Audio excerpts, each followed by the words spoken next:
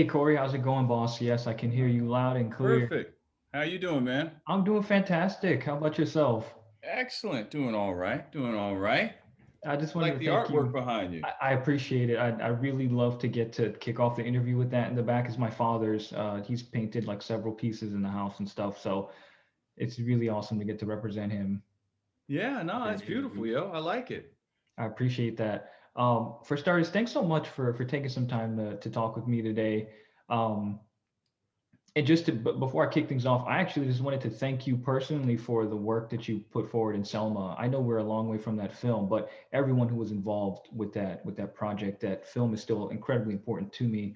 I've used it in my classroom as a teacher like several times, and it's really necessary viewing. So, and Ava, of course, is a visionary. So everyone's work on that film was stellar, and I really just wanted to thank you for your contributions as Hey, well. man. Thank you. Selma awakened my consciousness in a way that wasn't there before. And you know, being, I just recently tweeted this past on the anniversary of Bloody Sunday that I remember one day when we were filming Selma, looking around and thinking to myself, if you change the clothes that we're wearing, this could be today. You know what I mean? Like they're the same chants, the same signs, the same response by the police and law enforcement. Um, that was an eye-opening experience for me. Growing up in Virginia, I think that there was a certain amount of bigotry that just came with the territory that you almost became numb to, because racism in my household growing up was someone directly using a racial slur at you, or being directly disrespectful to you, versus the, in my opinion, the more insidious undercurrent of racism, that I honestly didn't really discover to the degree that it existed until my adulthood. And then things, you can't ignore reality. I mean, you can try to find ways to um, excuse it, and where there is no excuse, you may try to find a way to explain it. Mhm. But there's no way to ignore it. And a real turning point for me was Trayvon Martin. Mhm. That situation there, that was that was, I feel like, our generation's Emmett Till. You know what I Mhm. mean? It was, Mhm. and then you compound that with the endless stream of victims of police brutality and homicide, in my opinion, from that point up until, we got this George Floyd, not George Floyd. I'm sorry, it's not his trial. It's Derek Kavanaugh's trial. George Floyd, in my opinion, was murdered. He's not on trial, but this trial is about to take place, and it's like you're constantly kind of reminded and of the struggles that exist for us as people of color. And I think to myself sometimes, man, can you imagine, like, the same people who like to denigrate brown people and say we ain't shit and Mhm. don't accomplish anything and never have if we were able to expend our energy moving forward at the same pace that we have to expend it to defend ourselves, then we would be Mhm. twice as far ahead as well. We constantly are tasked with using our energy to prove our worth, Mhm. and that is, I work with an organization called Streetlights, and we take socioeconomic challenged individuals out here in LA, and we teach them to be PAs and help find jobs for them after that. And I tell them every time, as a brown person, you have to be exceptional to be seen as acceptable, and that's true. There's a added challenge to, like, when I try to explain to people, I know this has nothing to do with the show. We're just like sitting here talking about, the struggles of being brown. But as I like to tell people who are like, when you talk about racism and they just see it as another form of adversity, another challenge, they may be like, well, I grew up with, these are mostly, sometimes your white friends who are trying to understand. And they'll be like, well, you're talking about the challenges of race. I had challenges too. We didn't grow up rich, and I had to work hard for all of my stuff. So, everybody has challenges. And like I try to explain to them, I want you to take every challenge that you have in your life and understand that I have all of those as well as racism. Hmm. So so I'm not trying to dilute your experience, and I'm not trying to take away from adversity that they may have faced as well. But what I'm trying to point out to them is that it's not like racism replaced that adversity. You Hmm. know what I mean? It didn't. Yeah. It's compiled on top of it. So there's always that extra, adage, So anyway. No, and you're absolutely right. To be honest, you can't have these conversations without getting into the like histories of systemic oppression and histories Yeah. of Which racism. I'm still learning, Right, honestly. You know right. what I mean? I realized I just started reading Henry Gates Jr. Book, the 100 Amazing Facts About the Negro. Hmm. Because honestly, I wanted ammunition. You know what I mean? I wanted to be able to point out to those who question our value and what we've contributed to our society. I want to be able to have ammunition to go, oh, well, you know what? This and this and this and this. Hmm. I literally just got it. I'm really excited to crack into it because um, when you're growing up in Virginia and you're the only black kid in a school and they're teaching U.S. history and talking about slavery, it's uncomfortable, because there is, if you are intuitive in any way, shape, or form, if you are aware of your surroundings and the energy that is in that surrounding, as a sensitive kid growing up, those were uncomfortable moments to know that ultimately you go back, you don't have to go back that far. You know what I mean? You go back a little bit, and I could have been owned by one of these families of these kids that I'm in school with, at that time. That's hard to understand as a young, black kid in Virginia. It's I don't understand racism. It's ignorance mixed with insecurity in the most toxic way. And it is again almost like always within arm's reach. The history, at least, we're not too far behind. The '60s was not that long ago. Every new anniversary or celebration is like, whoa, the folks who were celebrating this anniversary were alive when all hell broke loose. Absolutely. So And beyond that, it would be easy for it to fall into the realm of history if it didn't keep repeating itself. That was one of the things that I also added on that tweet. History shouldn't have to always repeat itself to be heard. You know what I mean? We shouldn't be fighting the same struggles that our parents did, that their grandparents did. We shouldn't be doing that. I mean, I, I don't know. I intend on doing my part to see to it that those coming up behind me will have less challenges, if only by giving them the encouragement they need to have the self confidence in themselves to overcome the challenges that are unfairly going to be put upon them.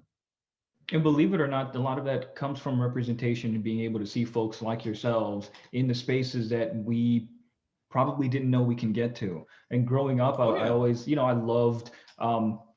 I have this running joke with my wife. I'm just like, in my biopic, Will Smith has got to play me at some stage in my life. Growing up, I had just a handful of folks of color to really, grab onto. So being able to see folks like yourself in films, like Selma, in shows like Resident Alien, regardless of the genre, is inspiring. And again, it allows us to know we're seen.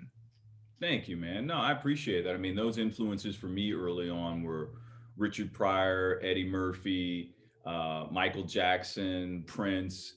Those were the cats, and then Denzel as we started moving into the film realm. I You're right. Representation matters in a big way. I think for me, that was made more clear than ever by Black Panther. You know what I mean?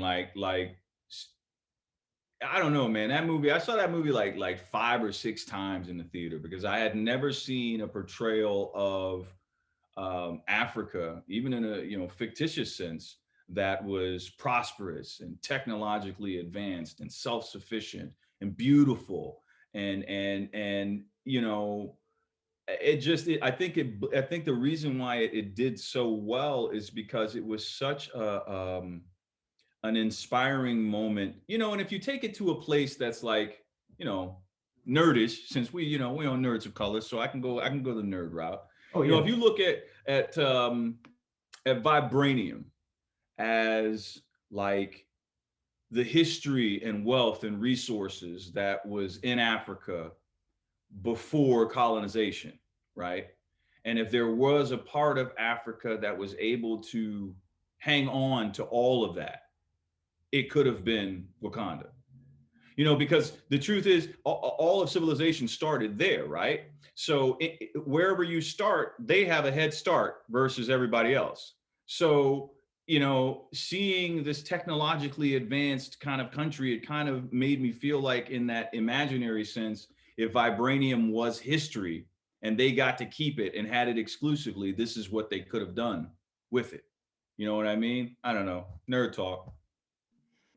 No, and I think that's an appropriate connection, especially considering history and where we stand. And like you mentioned earlier, it's a constant fighting different kinds of oppression while there's like this ultimate form of oppression in the air at the same time. But you were talking about some of your influences earlier, especially some comedians. Um, and thinking about your character, thinking about Sheriff Mike, you know, very hard nosed, very tough, very um, I don't want to say mean, but you know what I mean. He's a tough person to open up to early on, but at the same time, very comical. I don't know that he knows how funny he is, but I I'm don't just think he curious. sees himself as funny. You know, I think it's funny. I had someone say this to me. I don't know if it was an interview or something, like they referred to him as a challenge because he needed to be a likable antagonist. And you know, when I first read the script, first of all, I had never read a character like Mike that was a black character on television. Like that to me was probably the most appealing part of it all, was, and also kind of shedding the mold of things that I had done before. You know, I was blessed that I had, you know, a good run on The Closer, but that was my first job out here, and I did it for so long that I think that that character got associated with me versus me playing a character. And so it was important to me to kind of branch out a little bit. That's what Straight Outta Compton was with the Jerry Curl. That's what Selma was. And then this opportunity to kind of bring this guy to life that was totally different than anything I had done before. But, you know, ultimately, I don't think he sees himself as being mean. Mike is ultimately very insecure. And the first thing he wants to do in any situation is dominate. Mhm. And he wants to, I think, push people so they're intimidated of pushing back. He's a bully in a lot of ways, and that's fun to play sometimes, and then not at others. You know, my partner on the show, Deputy Liv, plays by Elizabeth Bowen. You know, sometimes I'll cut and I'll be like, "I'm so sorry." You know what I mean? Because you know Mhm.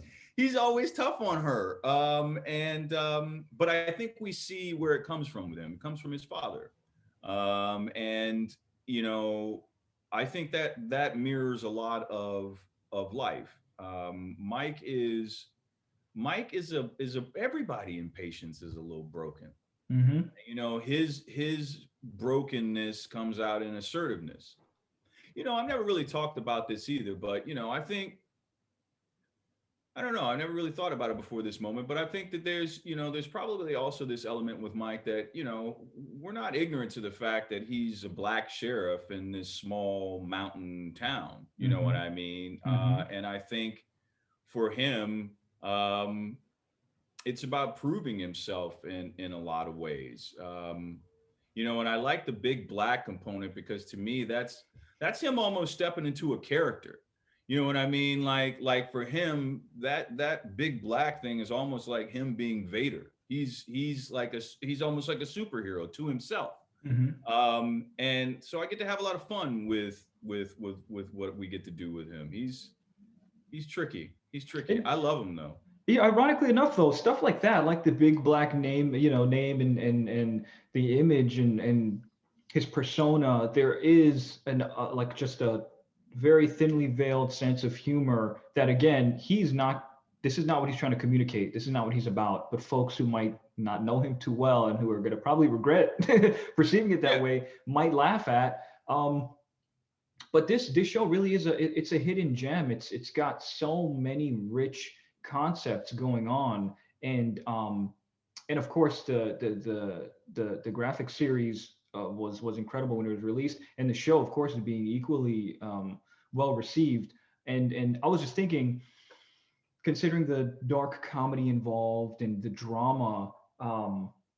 In the murder mystery, where are some characters or shows that you probably pulled from when you were thinking about how you wanted to frame Sheriff Mike in this space? I think of things like Twin Peaks and Wayward Pines, but that's a different kind of Yeah, atmosphere. honestly, I've never watched Twin Peaks. I see that comparison a lot. I've heard the comparison to Fargo. I think that that has to do a lot with where we are, and kind of the small town nature of it all. I mean, for me with Sheriff Mike, um, the first person that came to mind with Sheriff Mike for me was Richard Pryor, and I think Mhm. slowly. But you know what? He's the first famous person that came to mind. Keep in mind, I'm from Virginia, so I have an uncle named Flip, okay, and I have I have another uncle named Buttcut. So this is not like too far away from I'm pushing it to the extreme in some cases, but I know old heads like Sheriff Mike. You know what Mhm. I mean? Yep. And so for me, there was a part of him that is connected to where I grew up, and outside of yeah, I grew up in Chesterfield County in Richmond, just outside of Richmond, but my family and stuff, they were up in Caroline County, up in Doswell County, and it's country. We country. You know what I mean? I went to Germany with a tour of Smokey Joe's Cafe many years ago, and other people packed all this other shit. I packed Kool-Aid, bro. I got a guy, I got a guy that was on that tour with me, Cameron, that to this day still calls me Kool-Aid. Okay, so I try my best to give that little air of that to Mike, and I think there's definitely some Richard Pryor, some I think that John Wayne swagger is there a little bit, and then I think there's some Bernie Mac mixed in there. Um, and Chris, our showrunner, Chris Sheridan, man, he's been unbelievably generous with allowing us to bring these characters to life, in the way that we see them. We do a tremendous amount of improving on the show. And that's not completely uncommon. What's uncommon is to see it make the cut. You know what I mean? A lot of times they'll let you improvise just to serve the ego, but they're all the while knowing that that's not going into the show.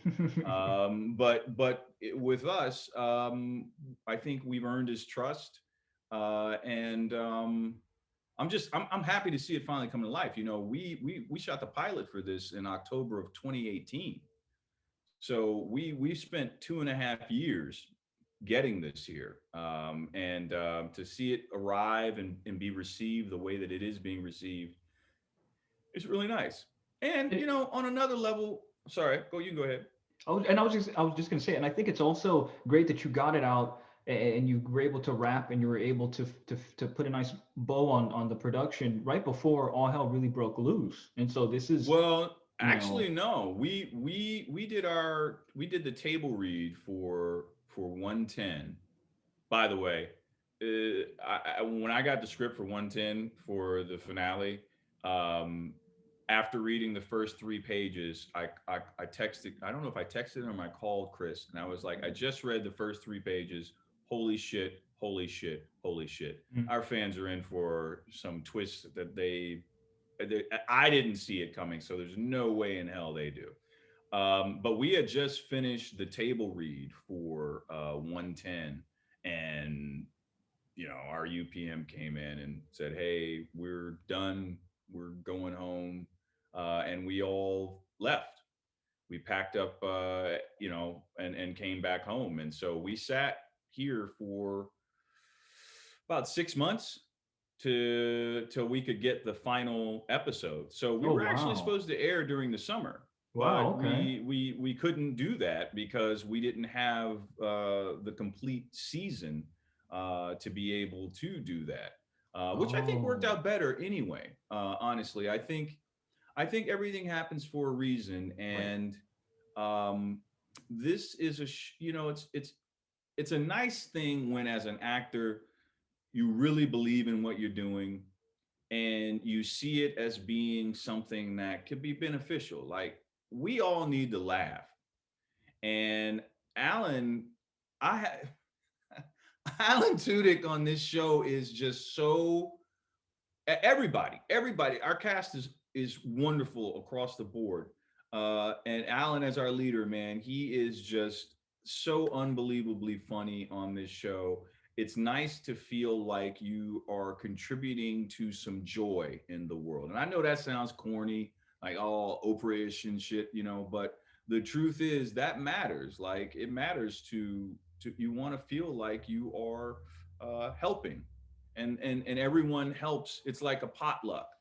Everybody brings to the table what they have to offer, and actors and writers and performers, we bring to the table what we have.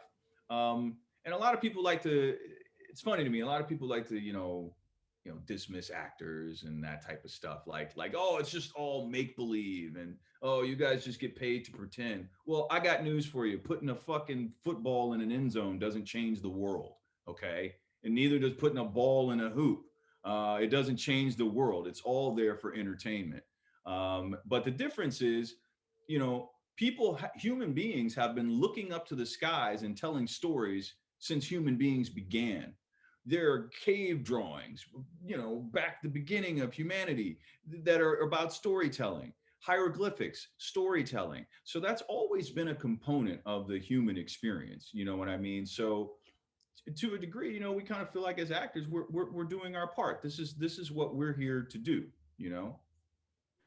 And it is a necessary kind of storytelling that's happening here with between Sheridan's magic. There's magic the entire cast is bringing, and that organic chemistry that shines on screen. So it's a true joy to watch manifest. And it does change, and it inspires and it influences. And at the end of the day, that's what you hope for, you know. And so Absolutely. I mean, at the end of the day, folks are loving this. It's absolutely incredible. Yeah. Y'all are kicking out amazing work, and I can't wait to see where the future takes yourself, your castmates, Sheridan, because of course there's loads of work out there for y'all, and I've got no doubt about that.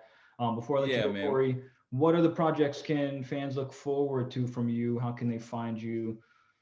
How can we stay in the loop? Well, at the moment, I am pretty much focused on this show. I have some other projects that kind of look. All of us kind of hit a speed bump here, when it came to development. I have a project called the Triple Nickels, which is about the first All American, or excuse me, first African American division of the United States Paratroopers. They are the first and only military unit in U.S. history to fight a foreign attack on United States mainland. And that project was moving along pretty well. I have J.K. Simmons attached as one of the lead roles, and um, had another big name actor who I'm not sure if I'm allowed to say, also involved as an executive producer. And then everything kind of hit the brakes. But you know what? I'm not really that worried about it. I think that good stories are timeless. And when the right moment meets the right time, that project's definitely going to come to life, because I think it's something that, in also in the terms of combating racism. Actually, on my Twitter page, one of my slogans there is, "The arts are the tool and the weapon." And I think that they are the tool to educate those who need educating, and they're also the weapon to beat back ignorance. You know what I'm saying? And like, a project like that, to me, was meant to kind of um, elevate the idea of the African American contribution to America. and that, you know, even in times when a nation doesn't give us the um, the full like American like experience that we deserve, there's still an element of being American that African Americans take pride in. It's it's hard to explain, but easy to understand from our you know, Mm-hmm. you know, our position. Mm-hmm. I love this country. You know what I mean? Like I really, really do. But there's so much that makes it challenging to maintain that love. You want to feel like what loves you, love what you love loves you back. That's Mm-hmm. kind of the symbiotic relationship of love, and should be that of love of country as well. But there's been a lot of indicators in these last few years, in particular, that this country does not share the same adoration for brown people that brown people have given to this country over the years. I'd like to see that change. I'd like to see that. I think that saying like to see it change is too vague. Mm-hmm. I'd like to see it change quickly. I feel like you have to speak specifics when it comes to manifestation. Right. So I'd like to see it change quickly. I'd like to see it change permanently. Um, and I'd like that to happen within my lifetime. I'd like to see us become the country that we deserve to be. Mm-hmm. And I think we're working towards it. But man, that shit is taking forever, right? It just feels like, fuck, man. You know, Mm-hmm. you get two, three steps ahead and have to take five steps back. And, you know, you want to see all that's missing here really is humanity and empathy. And, you know, I don't know how you fix that in a society. I don't know how you create empathy for those who see um, compassion as weakness. I don't know. I don't know what you do about that, but I know you don't stop trying and you don't become them. That's the only thing I do know for sure. So, anyway, ended on that somber note. You know what I mean? Like you said before, Corey, though, everything happens for a reason. And you being a part of the arts and injecting your inspiration is one of those reasons. And I'm just again looking forward to the work you're gonna put forward, the inspiration you'll be able to lead and the change that no doubt will come from that. Again, I appreciate your time, brother, Thank you, and I'm wishing Jamal. you And nothing thank you, but the nerds of best. color. Thank you so much. You You take got it, care, brother. Corey. Take care, man. Bye bye.